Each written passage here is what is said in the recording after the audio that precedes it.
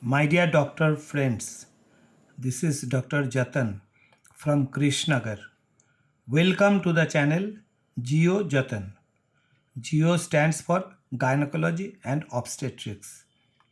Medical science needs continuous update of knowledge and recent advances.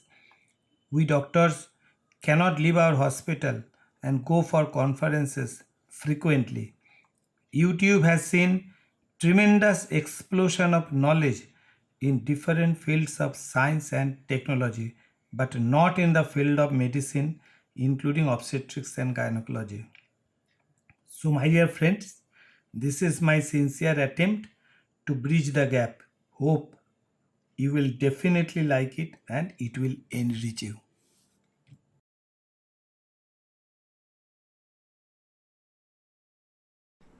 I am highly indebted to the textbook of Berek and Novak's Gynecology, Williams Gynecology, Clinical Gynecologic Endocrinology and Infertility, ACOG and RCOG journals. Prolactin is secreted from anterior pituitary, present in most vertebrates, and it is related mainly to the initiation and maintenance of lactation. Human prolactin has 199 amino acids with a molecular weight of 23,000 Dalton. Human growth hormone and human placental lactogen, they have significant lactogenic activity with around 15% amino acid sequence homology with prolactin. A single gene in chromosome 6 encodes prolactin. In basal state, 3 forms of prolactins are released.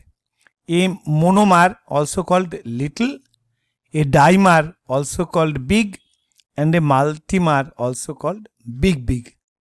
The 2 larger species can be degraded to monomer by reducing disulfide bonds. The proportion of each form varies with physiologic, pathologic, and hormonal stimulation.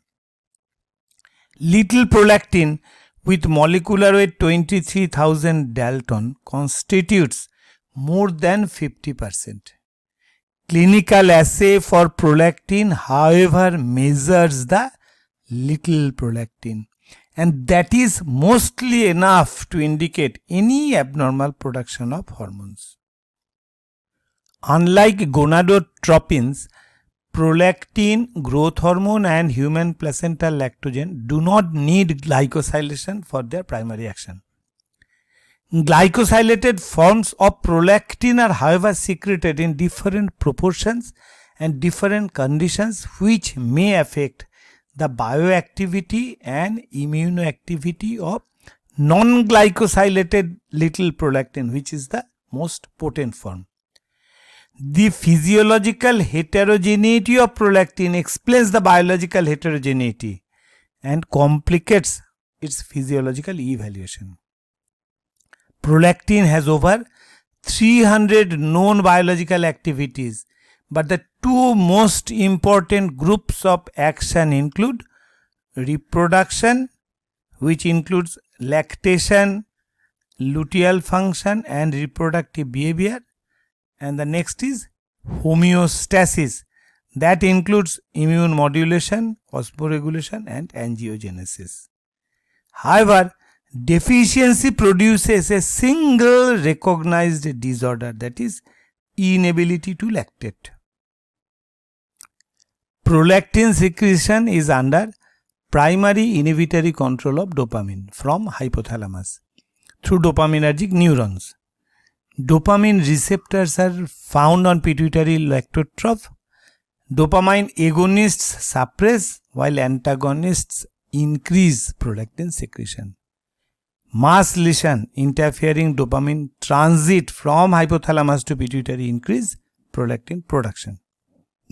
Receptor blocking by antiemetic, antipsychotic drugs and other medicines also increase serum prolactin level. Thyrotropin releasing hormone does not interfere prolactin secretion in normal physiological condition, but when increased supraphysiologically, as in hypothyroidism, may increase the prolactin release. So dopamine and TRH are regarded as the primary controlling neurohormones. GABA and other neurotransmitters may function as prolactin inhibiting factor.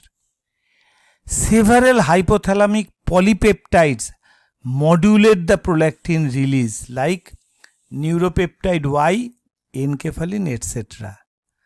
In pregnancy, lactation and stress, a modulator may become a principal regulator of hormone secretion. Hyperprolactinemia. Plasma levels of immunoreactive prolactin are 5 to 27 nanogram per milliliter throughout menstrual cycle. Prolactin is secreted in a pulsatile fashion and the pulse frequency changes throughout the menstrual cycle. There is also some diurnal variation with the lowest level in mid-morning. Sample is preferably drawn mid-morning and not after stress, previous venipuncture, breast stimulation or physical examination, all of which transiently increase prolactin level. Hypothyroidism and medications should first be ruled out for all cases of hyperprolactinemia. Hyperprolactinemia may cause amenorrhea, galactorrhea, both or neither. Elevated prolactin level suppresses the GnRH pulsatile release, causing hypogonadotropic state.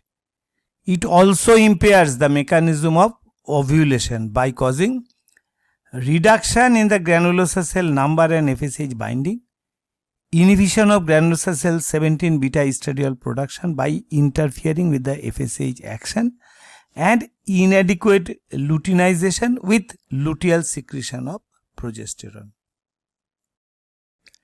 Normal prolactin is related with normal ovulation, but with increasing hyperprolactinemia, initially there is inadequate luteal phase, and as the hyperprolactinemia progresses, it leads to anovulation, and further increase in hyperprolactinemia causes amenorrhea. Prolactin level is within normal level in nearly 50% cases of isolated galactorrhea.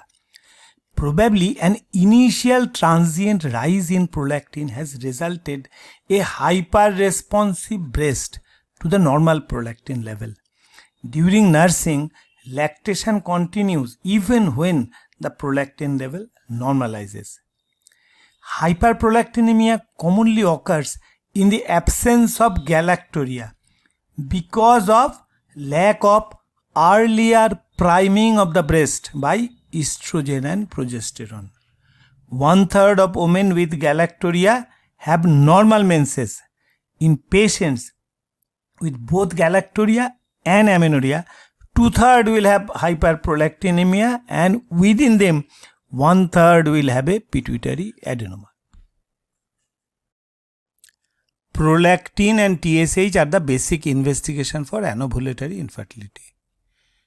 In addition, prolactin should be assessed in amenorrhea, galactorrhea, hirsutism with oligomenorrhea, anovulatory bleeding, and delayed puberty. Pituitary abnormality including craniopharyngioma and adenoma should be considered in all cases of delayed puberty, accompanied by low gonadotrophins, regardless of whether prolactin levels are elevated. Prolactin secreting pituitary adenoma may be isolated or a part of MEN1, that is multiple endocrine neoplasia type 1 syndrome, which includes gastrinomas, insulinoma, parathyroid hyperplasia, and pituitary neoplasia. These prolactin secretory pituitary adenoma associated with MEN1 are aggressive than isolated cases. When hyperprolactinemia is not associated with hypothyroidism or medications, knowledge of neuroanatomy and imaging techniques and their interpretation is essential to evaluate further. Most cases are associated with microadenoma, normal imaging, and benign course. Macroadenomas are less common and require more complex evaluation and management, including surgery, radiation, or both. Regarding imaging, the following points have to be kept in mind. Prolactin level more than 100 nanogram per milliliter are seen in larger microadenoma and macroadenoma, whereas prolactin level less than 100 nanogram per milliliter are seen in smaller microadenoma, macroadenomas with stalk section effect, and suprasellar tumors. Imaging of the pituitary gland is considered for unexplained and persistent prolactin elevation.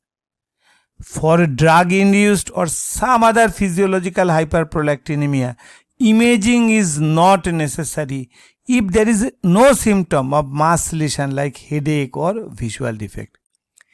MRI with gadolinium enhancement of the sella and pituitary gland provides the best anatomy, whereas multiple CT scans may cause cataracts.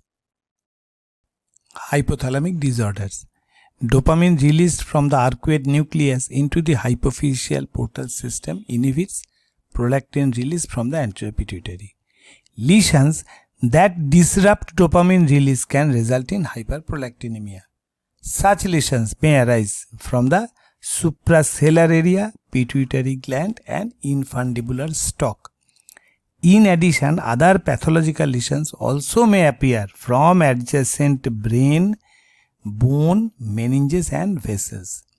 They all disrupt dopamine release and cause hyperprolactinemia. Pituitary disorders, microadenoma. In nearly 1/3 cases of hyperprolactinemia, a pituitary microadenoma, which are usually less than 1 cm, is found. They are monoclonal in origin. Genetic mutations are thought to release stem cell growth inhibition and result in autonomous anterior pituitary hormone production and cell proliferation. Reduced dopamine concentration in portal system may also contribute to adenoma formation. Patients with radiologically detected microadenoma may be assured of a mostly benign course and spontaneous regression.